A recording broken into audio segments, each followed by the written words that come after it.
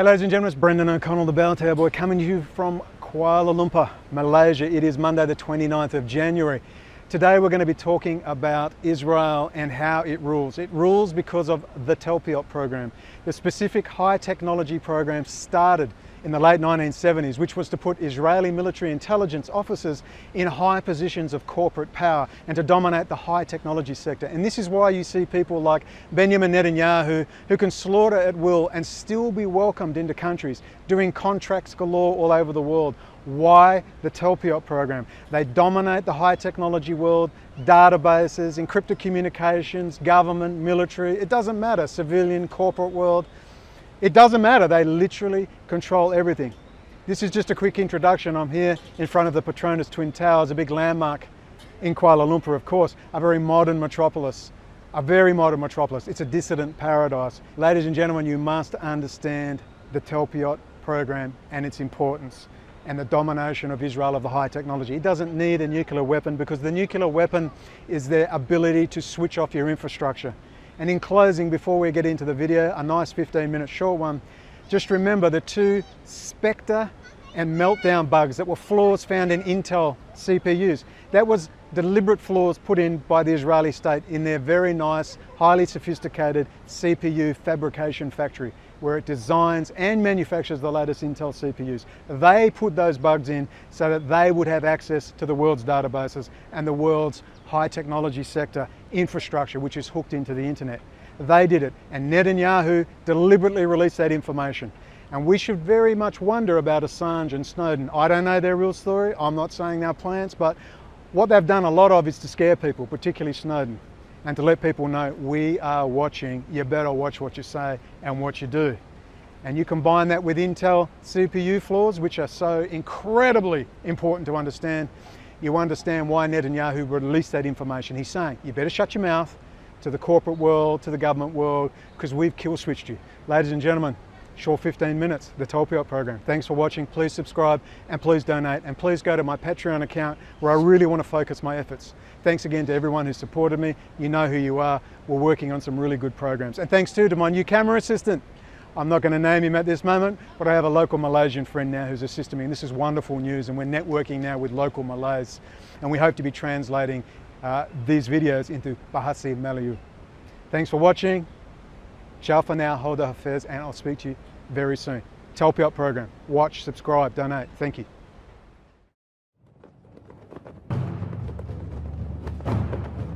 My heart beat quickly. This was the last place I wanted to be.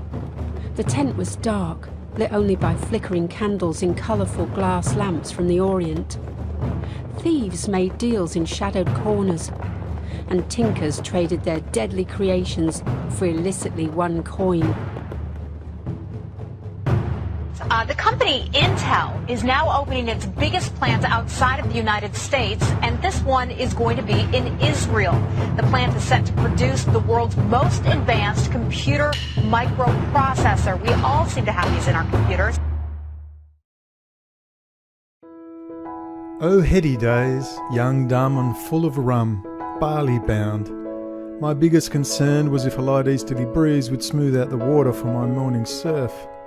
Computing woes in the olden days were limited to the mother virus, where your mother removed the power cord to your VIC-20 or Commodore 64 in the vain hope you would do your homework.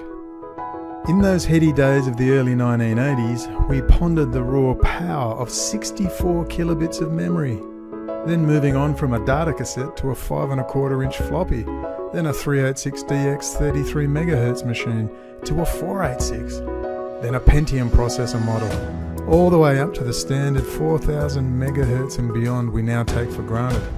Yes, these were carefree, innocent days. There was no such thing as a computer virus for ordinary folk. Assange and his friends were still wank-worming the Pentagon and NASA at that stage, allegedly. Now the entire world is hooking up to the Internet of Things, from self-driving cars to smart light bulbs to smartphones to robot milking machines and medical nanotechnology.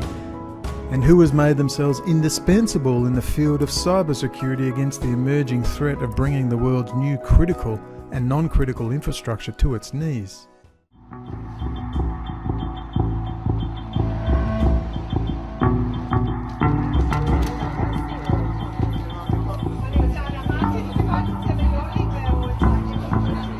Maybe you can go back and tell me how you three guys got together and came up with this crazy idea.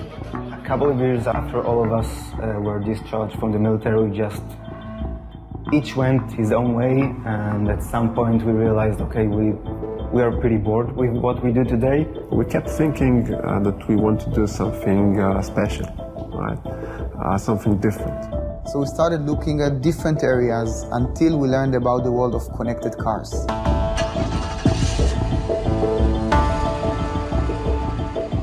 Cars are way more computerized than we realized. You have dozens of different computers in each vehicle. Almost everything you can imagine is somehow controlled by a computer. In the recent years, it became almost a trend to connect vehicles to the internet. And once you take such a complicated machine that has so much software in it and so many computers and you connect it to the internet, you have a serious problem. So how do you guys know how to do all this stuff? The three of us served together in the military in Unit 8200. In the 8200 units. We have served for 6 years together in the 8200 intelligence unit.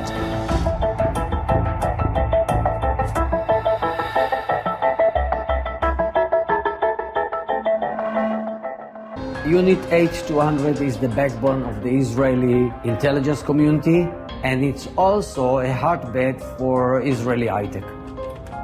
In recent years, when the name of the game is cyber, offensive cyber, defensive cyber, Unit 8200 is there among the top 4 or 5 leaders in the world.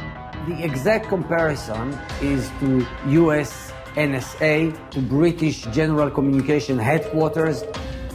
Hello. Unit 8200.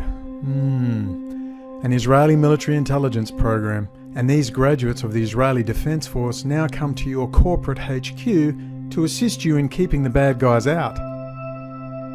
But what if the guys trying to get in are the same guys who just came to your IT department? We all know the old gangster scam: start a window repair business, pay people to break windows. I put to you, this is exactly what Israel has done. The world of cybersecurity is totally dominated by Israel. But even more than Unit 8200 is the other military program few knew about till very recently, and few talk about to this day: the Taalbeiot program. This is a vastly different program to Unit 8200. This is a program that has been operating for over 30 years, a program that creates large corporate entities that now dominate the world's IT sector. The Taalbeiot program is an elite Israeli Defense Force training program. The recruits have to demonstrate outstanding academic ability in the sciences and show great leadership potential. Graduates of the Taalbeiot program pursue double majors in higher education while also serving in the army. They then utilise their experience to further Israeli Defense Force research and development in technological leadership positions. The program was inaugurated in 1979. The initiators of the program were Professor Felix Dothan and Professor Shul Ratziv of the Hebrew University. They submitted the idea to the Israeli Chief of Staff, Raphael Eitan. Mr. Eitan is also a good friend, or was a good friend, of Bibi Netanyahu. The idea was to harness human creativity to develop new technologies for the army. The program is sponsored by the Israeli Air Force and Israeli Defense Force Administration for the development of weapons and the technological industry. It is run directly under the auspices of the Hebrew University of Jerusalem. In addition to the 3 years obligated by Israeli law, military service includes 6 years of standing army service in a wide variety of positions. The total program, including military service, is 9 long years. These graduates go on to own and create and run their own companies. Many end up as the heads of corporations such as Microsoft in Israel. Perhaps to really understand the power of Taalbeiot in a shorter time as possible, we should study one man, Zohar Zissapel, and one company, Rad Group. Zissapel was one of the original graduates of the Taalbeiot program. When I found this Information Underground article on a forum in 2007, I also found this BDS article on Taalbeiot. Now let's understand and grasp the foundational importance of the Taalbeiot program from this short article in an online Israeli journal, Israel 21C.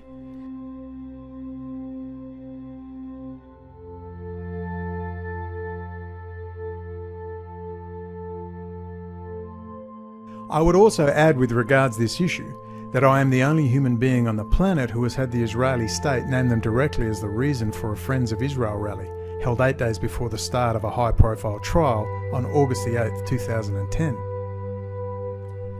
This Friends of Israel rally took place in Perth, Western Australia.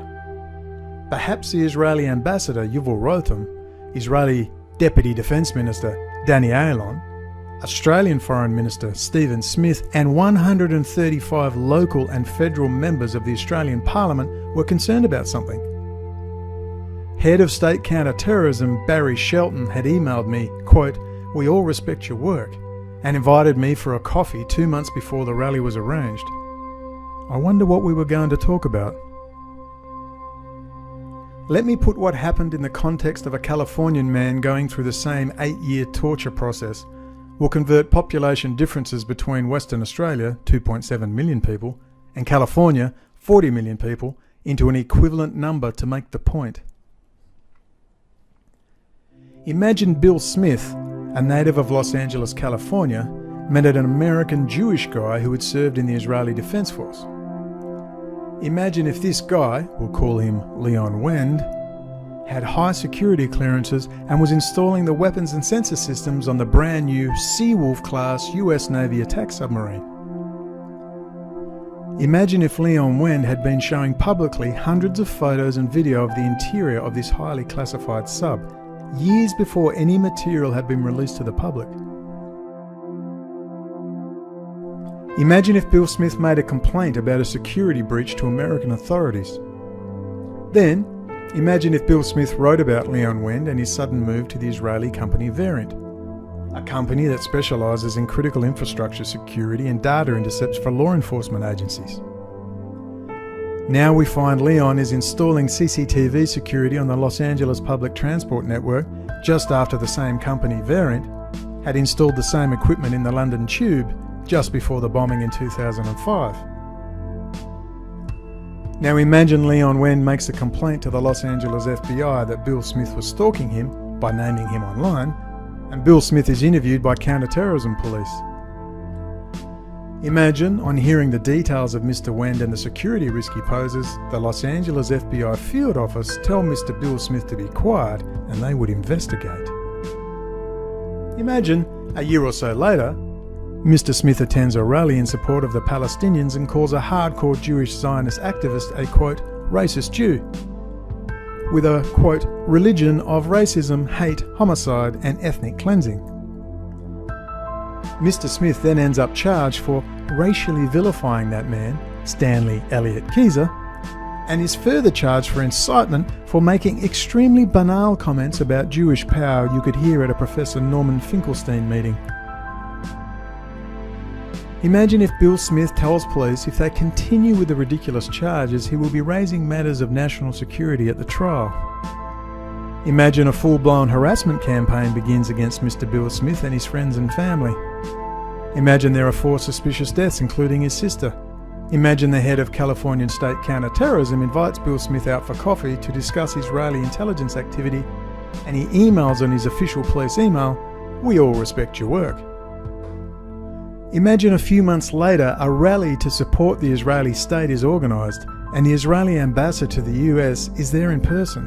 The Israeli Deputy Foreign Minister is there via video link. The US Secretary of State is there in person.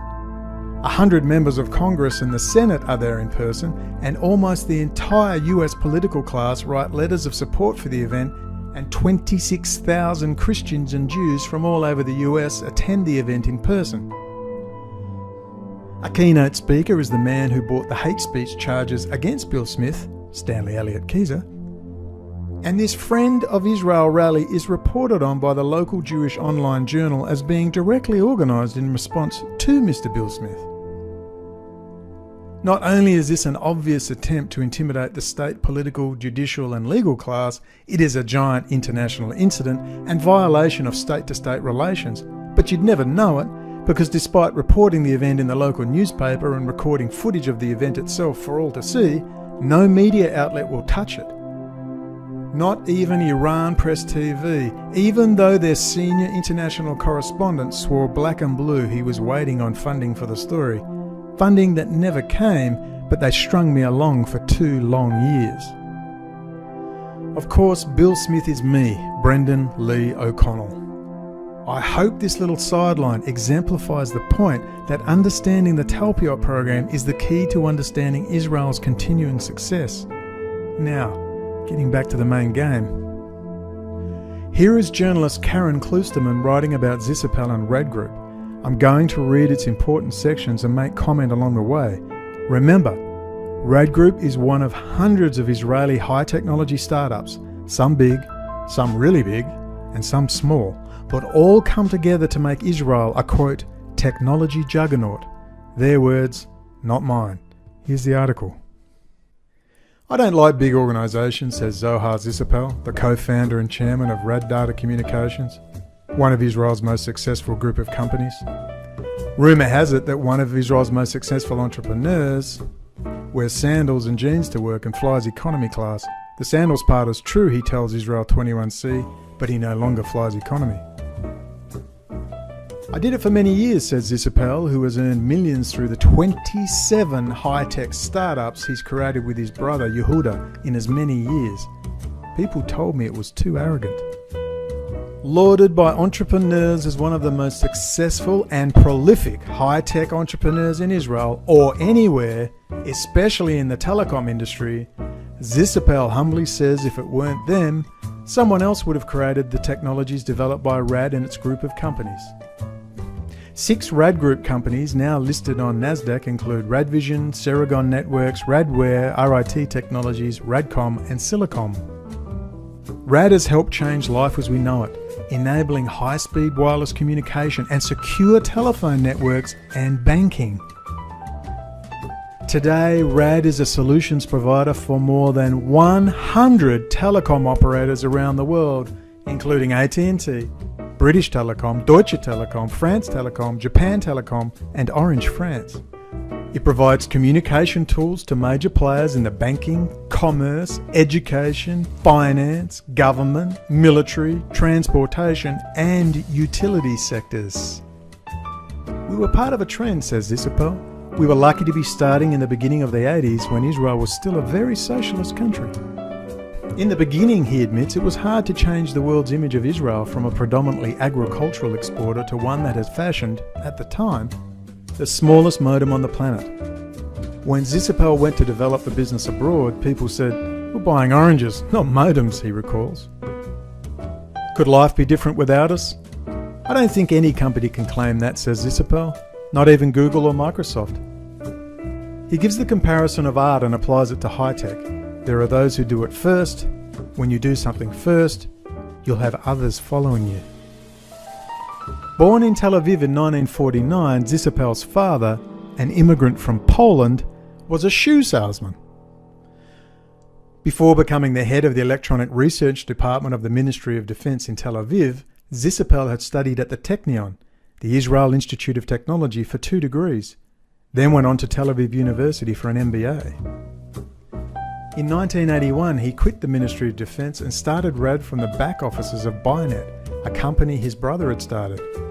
Zohar's first assignment at Rad was to manage the development of the company's first product, a mini modem that would change the computer industry.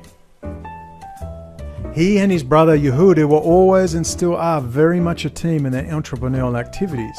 In Israel, where everyone and his brother vie to build a high-tech company, Zisapel laughs because it actually happened. Me and my brother, we are totally different. The fact is, we are compatible because we stayed together for so many years, are together today, and will be together in the future. We have very different strengths and weaknesses. Today, Rad has blossomed into 27 companies over the 27 years that the brothers have been working together.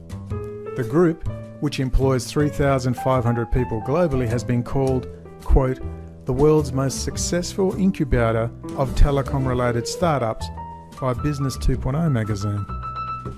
The idea comes first, then we start looking for people, says Zisapel, who usually looks at a pool of Israeli developers or ones in the US who are interested in coming back to Israel for work. We've done 27 companies in 27 years. In good times, in bad times, the rate stays the same, says Isabel, about one a year. Once a year, because we cannot do it faster, he adds. End of article. Did I just read that right? 27 companies in 27 years. Count 'em. That's one Israeli corporate entity. One. Israel now leads the world in high technology of every kind, from CPUs to medical nanotechnology, cybersecurity, encryption technologies, telecommunications, cryptocurrencies, billing services, databases for banking and financial security systems, military high technology systems of every kind, robotics in agriculture, robotics in general, water supply systems, food production and distribution, critical infrastructure security, and the emerging terror of artificial intelligence. It would be far easier to ask ourselves what the Israeli high-tech sector doesn't control or dominate. While Detroit and other US cities fall into disrepair, Tel Aviv booms. Now, where did they get the money for that? And what's more, where did they get the technology for that? There is no way to effectively boycott Israel. Every country on the planet is signing high technology deals with this technology juggernaut. Technology that Israel has stolen straight out from the United States. Technology that can switch off any country's critical infrastructure and bring its economy to its knees. Israel does not need nuclear weapons in the classic sense. It has the ultimate nuke. Control of the emerging Internet of Things and the Internet in general. And nothing is safe. From your self-driving car, to your electricity grid, to your bank accounts, to your water supply, to your food and food distribution systems, in hacker speak, Israel has you pwned. With Israel's domination of cybersecurity, we also find Zionist-run American companies like IMA Financial Services. Let's explain the multi-dimensional scam, but let's hear from Rob Cohen, head of IMA, first. You know, it's always interesting this time of year when you can reflect and look back, and in many ways business has been good this year. But if you want to talk about bigger transformational things, the things that I'm most proud of is our investment in technology and data intelligence, so that we can change the value proposition for our customers and use information in new and different ways. I think change has always been a constant, but what is changing is technology and data is giving us insight in ways that we didn't have access to information in the past. And we as humans are having a hard time adapting to the speed of the change. Our industry, by nature of the business that we're in, we have access to more data than probably most industries have. IMA insures corporations against cyber attack. They are also intimately involved with Israel and some unusual happenings in Colorado. I'm Eric Singer, Gazette.com, and this is Between the Lines, a 1-2 punch of great economic news for Colorado Springs just this week. First, we've learned, of course, that Frontier is coming back to the Colorado Springs Airport, resuming service. And now we've learned the National Cyber Intelligence Agency is coming here to Colorado Springs. Joining us now to put the center in perspective is Gazette reporter Wayne Heilman. So explain it to us. First, what is the National Cyber Intelligence Agency Center? The National Cyber Intelligence Center includes three elements. There's a rapid response center that's designed to help companies cope with and recover from cyber attacks. There's also an institute that is designed to train public officials and bureaucrats about cyber threats. And then lastly, there's a research center that will delve into cyber threats. How many people will be employed? About 100 people. It'll be located in a building owned by UCCS that now houses the Mortgage Solutions Financial Expo Center. It'll occupy the part of the building that is currently empty, and it will cost about $15 to $20 million to renovate that building. The governor is going to ask the state legislature for about $8 million of state money. They're going to raise the rest from industry and foundations. And this center is also an economic magnet for other businesses too. The governor believes many businesses will want to locate close to this center and close to the other assets, cyber assets that are located in the Colorado Springs area. There are many military facilities that having to do with cyber, and about 70-some businesses in the cyber arena. Wow, thanks for putting it all in perspective. And of course, you can read Wayne's full story in the Gazette and on Gazette.com. With Between the Lines, I'm Eric Singer, Gazette.com. Colorado is the former home of American Zionist Jew Daniel Lewin, graduate of the Tالبيوت program and founder of Akamai, the company that runs and controls the internet data load, a critical system that keeps the internet functioning. In fact, it's the system. Daniel was also the first man to die on 9/11, allegedly. One of the great mysteries of 9/11 yet to be explained in any meaningful way. Also, with IMA in Colorado, we find Stephen Waldman, member of the oldest synagogue in the US, Congregation Shearith Israel. Now, I found this very interesting. Founded in 1654 by Spanish and Portuguese Jews, they have a nice AIPAC sign at the bottom of their page. I assure you, go and have a dig. There's way more to find there. Denver, Colorado was also the home of Eric Mitisek, former Denver, Colorado Chief Innovation Officer and now manager of an IMA subsidiary called IM Analytics. In this article, Mitisek explains his new role. Here's a quote. Few details were shared about the new IMA venture, but the new business will be part of the insurtech industry, which uses technology to maximize the insurance industry. Mitisek, who starts as president on August the 1st, will be responsible for leveraging vast amounts of information to create better experiences for IMA clients, the company said. America's new cybersecurity command will be going in where? Yeah, you guessed it. Colorado, home of the well-heeled Aspen Israeli firster crowd of Sheldon Adelson, Donald Trump's chief financier and controller. So let's summarize IMA and the massive influx of Israeli startups, graduates of the Tالبيوت program and Unit 8200 pouring into Colorado. It's pretty simple. Israel, with Unit 8200 and 100 private corporate graduates of that program like Black Cube, Harvey Weinstein's hackers of choice, whack the corporate military government IT network. Maybe East European or Chinese hackers get the blame.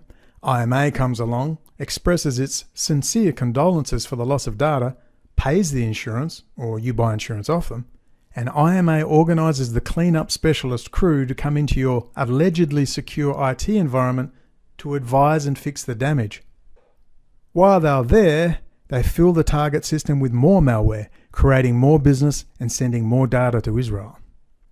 This is part way of how Israel rules. This is how Bibi gets what he wants. Every time. Time is short. Bibi needs a war, he needs a distraction, while he gets Greater Israel happening. Maybe Secretary of Defense Jim Mattis can help. He's sure the war on terror is over and the far more profitable and stable Cold War 2.0 can begin. So we will continue to prosecute the campaign against terrorists that we're engaged in today, but great power competition, not terrorism, is now the primary focus of U.S. national security. This strategy is fit for our time, providing the American people the military required to protect our way of life, stand with our allies, and live up to our responsibility to pass intact to the next generation those freedoms that all of us enjoy here today. We face growing threats from revisionist powers as different as China and Russia are from each other, nations that do seek to create a world consistent with their authoritarian models, pursuing veto authority over other nations' economic, diplomatic, and security decisions. Perhaps Mad Dog Mattis will explain to the American public how its friend and ally Israel is providing these very two countries with stolen US high technology and have even managed to put their own direct puppet president in the White House, Donald J. Trump. Now the Trump administration demand more constraints on Chinese trade. Guess who's taking up the slack? The problem is not China. They have 1.3 billion people to feed. The problem is Israel. China is happy to trade and play its part in world affairs. It is being used as a public whipping boy and Goldstein decoy. But then, if they all meet at Bilderberger, maybe that's a role it's happy to play while it builds ports and infrastructure in Israel. While Alex Jones convinces you North Korea and China are about to nuke your local 7-Eleven, Bibi will use Iran's build-up in Syria and Hezbollah's threat to attack Israel's own critical physical infrastructure as the excuse he needs to cut a swathe all the way to the west bank of the Euphrates and blood Rouhani's nose. Iran under the Rouhani presidency and the Shia militias he controls have kindly assisted in wiping out all organised Sunni resistance to Israel, and the breakup of the Middle East is almost complete. Since the devastation of Iraq, there is no chance of pan-Arab nationalism threatening Israel's existence, and Greater Israel is a step closer. The Saudis have no choice but to cooperate. While Israel's armed forces are considered a joke by military analysts, killing kids in Gaza is hardly a tough fight. Their standoff high-tech capability cannot be matched by anyone in the region, not even Russia. A counterinsurgency against Hezbollah is one thing, but all-out regional war with the massive application of firepower, combined with detailed intelligence, is another. And now the US is directly in the region in sufficient numbers and with sufficient equipment to ably assist. There will be nothing left of Hezbollah and Iranian proxy forces in the region, short of a miracle. I'm not sure what that miracle is. Putin, the saviour, will do nothing except play Pontius Pilate and resupply the region with more Russian weapons. Iran was lured deep into the Middle East by Israel via Russia, and Putin and his best friend Bibi and Trump will stab Iran right in the back. Is there a good doctor in the house who can fix this Zionist bug? However, even with war, Iran will not be directly attacked. A strong Iran is required to justify the massive Israeli military high-technology sector and create hatred and division among the Gulf states in a Sunni-Shia dialectic. The United States also needs a dangerous and well-armed Russia and China to justify its stimulation, via the Pentagon budget, of its own high-technology sector, and vice versa. War's good business. The threat of war is good business. They don't know how else to keep the high-technology sectors pumping along. They're all out of ideas. If I sound somehow I'm anti-Iranian, you're wrong. I'm anti-Rouhani and his policies currently. Any criticism of Iranian foreign policy always means you work for the Muslim Brotherhood, the Saudis, the Gulf states, whatever. I simply want some balance. There are too many Putin and Rouhani groupies out there. Way too many. Could we please have a little objective analysis? No one is innocent in the region. Everyone has blood on their hands. We need to try and have a balanced and objective analysis to step back and do our bit to promote peace in the region. With war being the major organising principle of society, and with fear the major control mechanism elites use to control local populations, a return to a simple and easy to manage Cold War 2.0 is a preferred option. Now the grassroots citizen online insurgency has been largely quelled by high technology online AI and real-life movement control mechanisms and federal legislation. These could never have been put in place under the old Soviet-era Cold War system. People would notice the Soviet-style controls. But now the job is done. We can all forget the terrorist threat and settle into the comfortable and easy-to-manage terror of global thermonuclear war. New office renovation and paint job, same boss, same management method. You can go back to sleep. Until the Talmudic racist supremacist state of Israel's domination of the high technology sector, Internet of Things, critical infrastructure, cybersecurity, robotics, AI and 5G is exposed, we will be forever frustrated as Bibi cuts the throat of a Muslim child live on the television, and we all wonder how it is he gets away with it. Bribery and blackmail is part of it. The 3 T's sum it up: Talmud, Taalbeiot, technology. Soon, Donald Trump will stand in the ruins of a Detroit industrial park and give you the good news. A joint Israeli-American technology park is to be built. The technology will be US taxpayer funded, handed to Israel, then handed back to the US, and you will be grateful.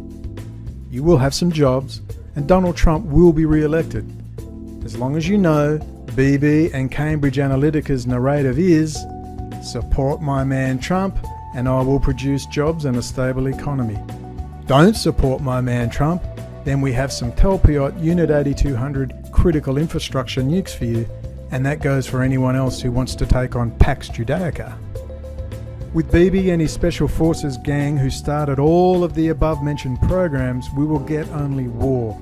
There will be no dialogue, no chance for peace between Muslim, Jew and Christian, atheist or communist, black or white, rich or poor, gay or straight, male or female, just war, polarisation and the dialectic. Until exhausted, you will accept Bibi and the Sheldon Adelson man. No Messiah is coming. No powerful, badass leader on a white horse come to restore order to the Wild West. We want you, Shane. There's no going back from them. Right and wrong, it's a brand. A brand sticks. There's no going back. Now you run on home to your mother and tell her everything's all right. There aren't any more guns in the valley.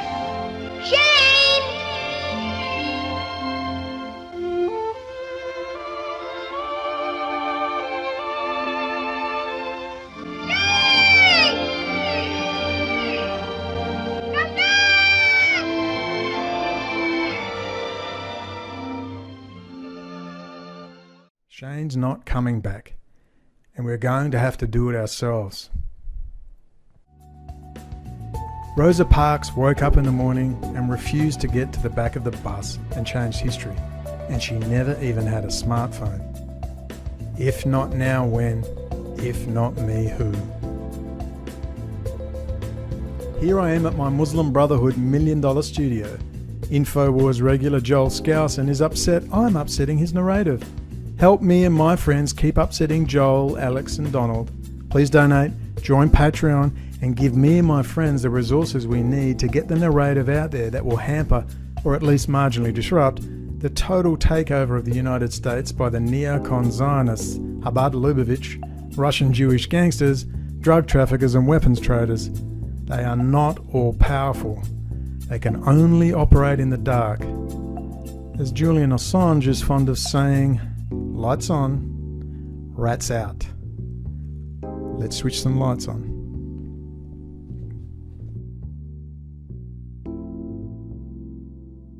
Okay, this is about SAS Campbell Barracks, Leon Wind, Variant. Timothy, you told me that Variant does your local and national, your local police intercepts, an Israeli intelligence front. We're going to pop you in the car. Yeah, I know you are, Tim. Fuck you, Tim. I'll tell you.